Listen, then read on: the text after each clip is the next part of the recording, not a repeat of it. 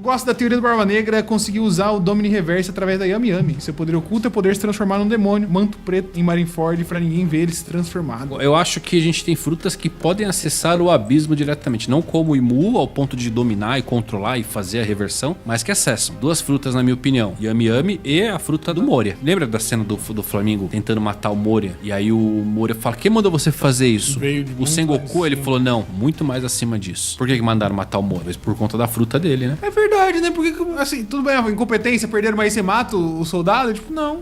O assassinato do Moro ali era uma coisinha curiosa. E, cara, em Thriller Bark é muito importante algumas informações ali. E a gente tem umas revelações de que a sombra, ela é considerada a segunda alma da pessoa. E é por isso que o corpo do Horse, ele começa a usar os golpes do Luffy quando tá com a sombra do Luffy. Faz até sentido porque Aí a a gente sombra no Dome Reverse é a sombra que Reverse, se pode ser a levanta. sombra que levanta e toma o controle. A alma sombria que toma o controle. Pode ser Isso é foda, cara.